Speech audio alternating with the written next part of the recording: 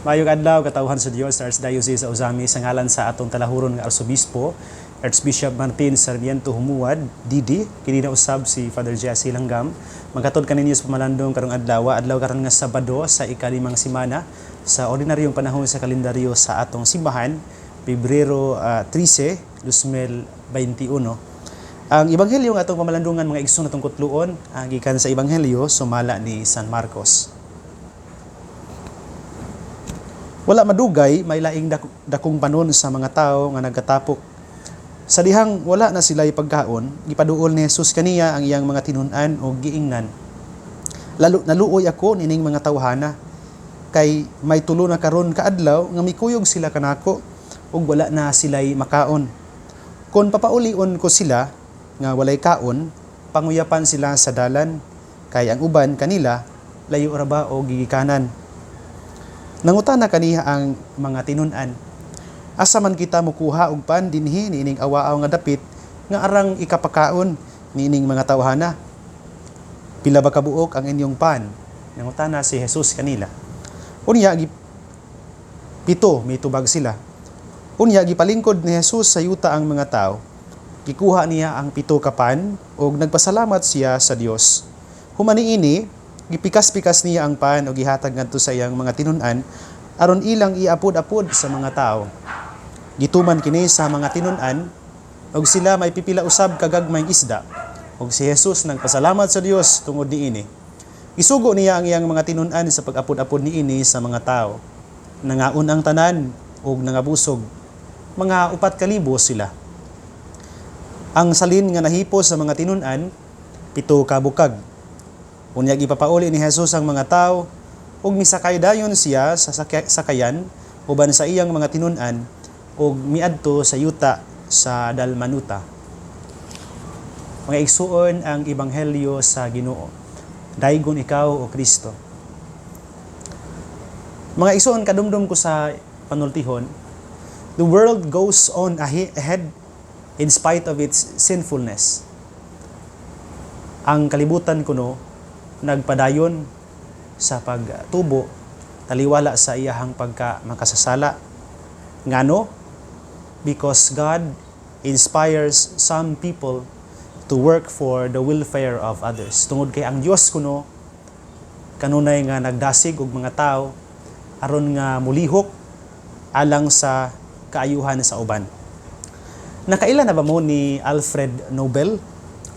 Mga igsuon si Alfred Nobel, alang nitong wala pa masayod mahitungod kinsa ni siya, mao ni siya ang nakadiskubre, ang usa ka Swedish nga scientist, chemist, inventor ug uban pa no, nga nakadiskubre ug nakaimbento sa dinamita, kon dynamite, no, kanang mubuto ug ubang makamatay nga mga explosives. Sa kaadlaw ni ana kini si Alfred nagbasa siya sa newspaper ug dako niyang kakugang tungod kay iyang nabasa sa obituary ang balita nga siya patay na. Nya ang tinuod ra ba mao nga ang iyang igsuon ang namatay.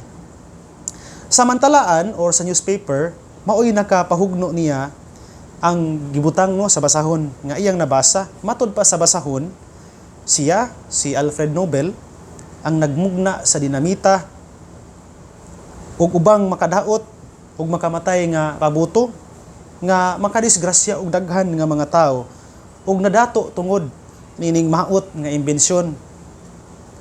Ug gani matud pa sa kasaysayan gianggaan kini si Nobel og the angel of death or anghel sa kamatayan o kamatayon. Mao ni hinungdan nga si Nobel na siya kaayo no ug sulod sa iyang unahuna nang buto ang daghan kaayong mga pangutana. Unsa kay bunga sa iyahang nahimo? Sabay bunga no? O maayo nga nahatag sa iyang imbensyon ngadto sa mga tao? O nahimo ba nga mas maayong puy-anan ang kalibutan tungod sa iyang nahimo? Kini nga mga pangutana nga nang buto sa hunahuna ni Alfred Nobel mga igsuon, gibaha pod og maot nga mga tubag. Hinungdan nga sa iyang hinahuna wa na gyud niya makaya ang unod sa iyang napamalandungan. Ug mao ni ang rason nga nagbag-o siya og nausab. Mao ni nga hinungdan nga madungog nato kada tuig kining Nobel Prize, like Nobel Peace Prize, no? Tungod kay iyang gitukod ni aron madungog sa mga tao, no? Nga gikan sa iyang pagka inventor sa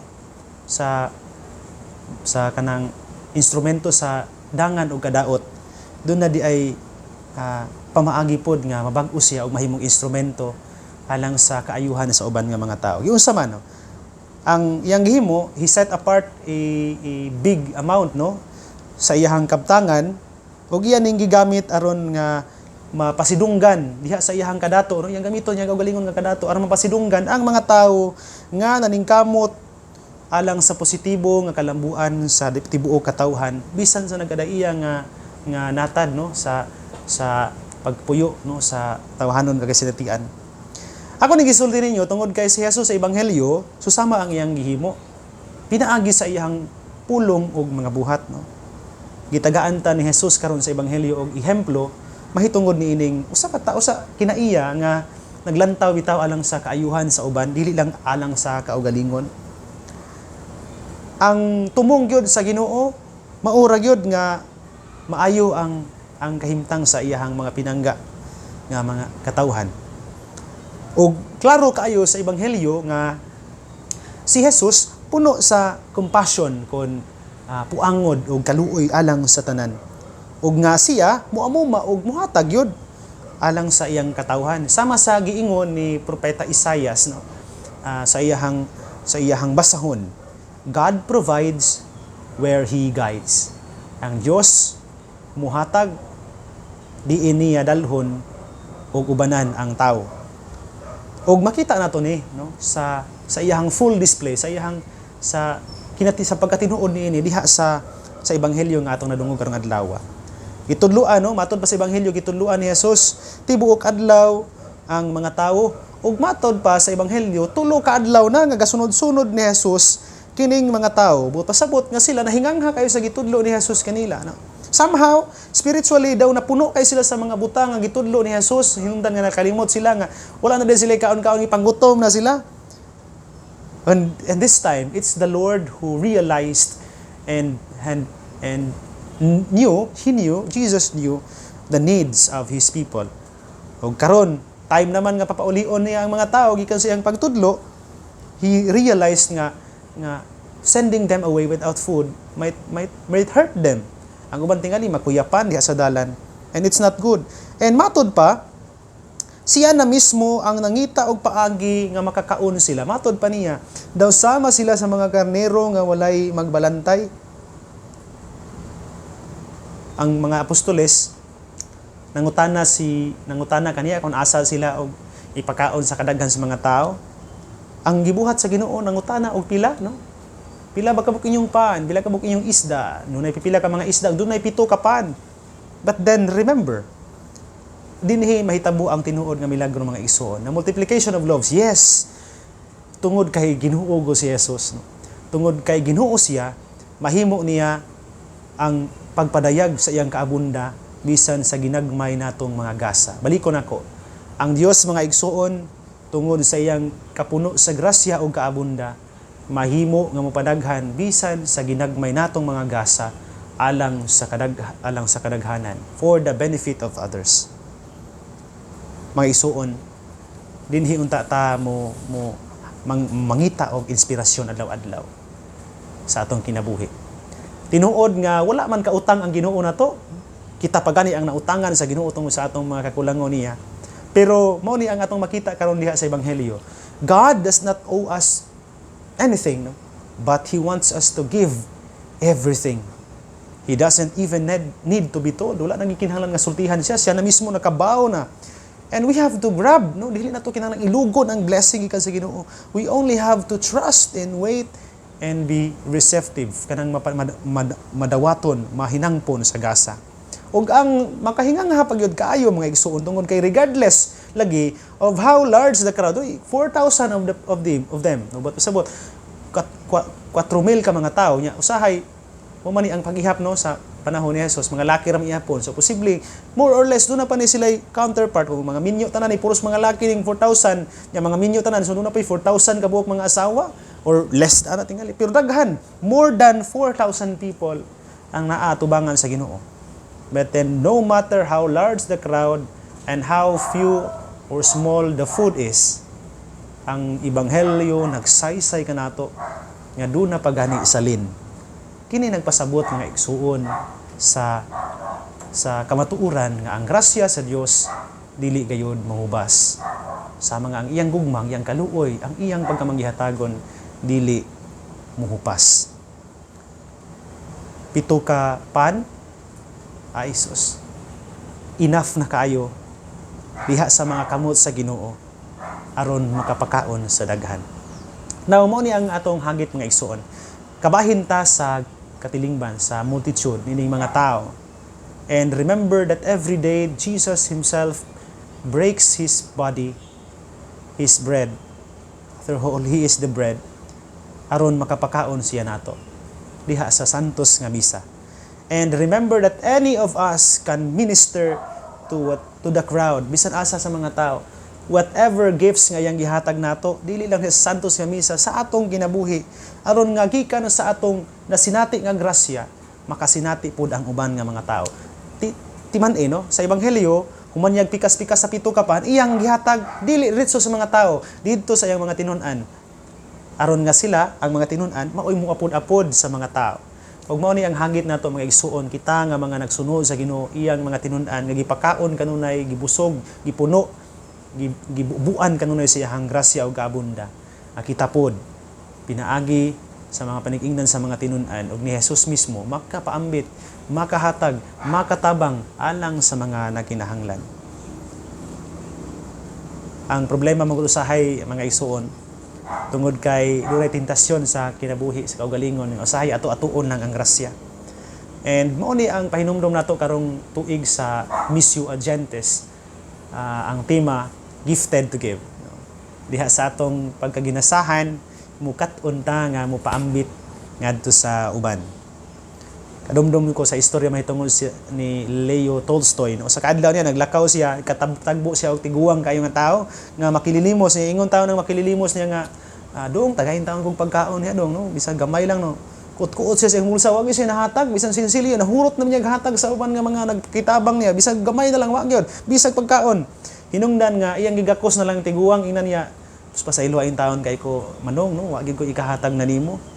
Pasaylo ayin taon ko igsuon nga wala ko'y mahatag nimo. Ingon ang tigulang nga tawo, dako na kaayo na kong kalipay og maoy para nako maoy imong gasa nako kanang adlaw ang gitawag ko nimo og igsuon.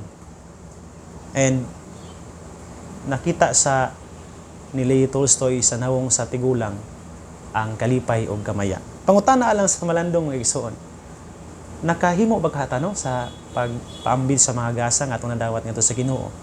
Ug gikan nato nakapasatisfy, nakapapuno, nakapabusog, nakapalipay pud kaha ang atong mga pulong o mga buhat sa ubang mga tao, mga igsoon.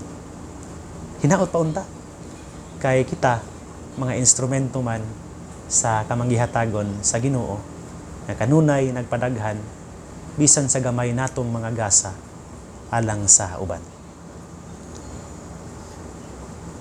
Ako din greetings mga igsuon sa dili pa matapos kining pamalandong sa tanan nga nagatan-aw karon sa telebisyon, on air o sa mga sa internet no, online no. Salamat kayo sa inyong pagsuporta o pagsunod kanunay sa programa. O sa tanan nga naminaw karong adlaw sa DXDD Radio Channel. Good morning and good day inyong tanan. Salamat. Thank you so much for supporting DXDD. Ayon tayo maghunong no sa pagtabang o sa tunol sa inyong mga gasa alang sa DXDD no. Padayon pa nga nagbarog no, padayon pud nga naning kamot nga mapa-better ang services nga gihatag nining mga istasyon kaninyo. Akong greetings no sa tanan nga mga nag-follow sa atong Facebook page sa DXDD o sa atong YouTube channel no.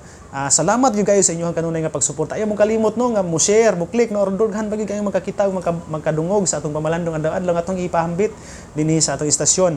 Greetings nako sa tanan nga nagsuporta no sa parokya diha sa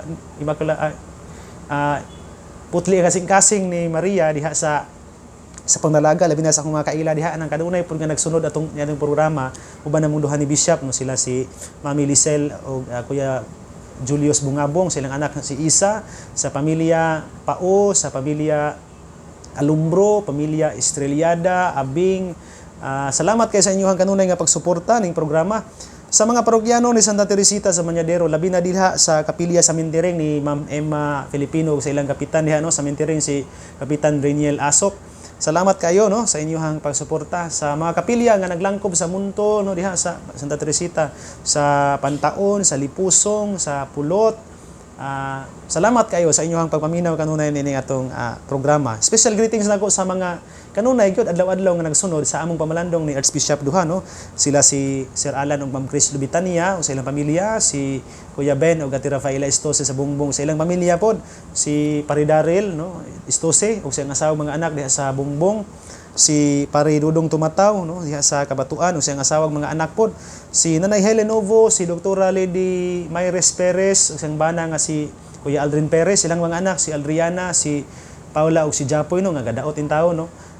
Inaot, no, nga maayo na in tawo si Paula ug si Japoy, no, nga gasakit-sak nga gaba nato in tawo gibaot maot nga gibati, no. Kung pagampo, no, sa inyong dali nga pag-recover, no, mga pinangga na ko ni nga mga kinugos, no, silang duha. Tulo ni sila actually nga magsuon. Nila ni Sir Ayan ug Ma'am Jean Veloso ug silang anak si RJ diha sa Kabatuan. Maayong adlaw, may buntag yung tanan diha. Usbon ko sa tanan nga naminaw karong adlaw sa taman sa maabot sa atong Sibya online on air ug diha sa kanang sa radyo, no. Salamat kayo sa inyong pagsuporta.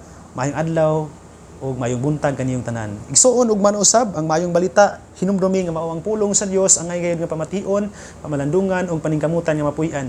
Bulahan ang tawo nga naningkamot nga magpuyo sa pulong sa Ginoo.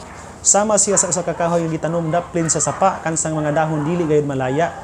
Og timpo sa tingbunga mamunga siya maayong mga bunga. Igsuon ug manusab uban sa pangama sa atong mahal nga inahan Santa Maria, ang Dios magpanalangin kanimo kanunay. Sa ngalan sa Amahan, sa Anak ug sa Espiritu Santo. Amen.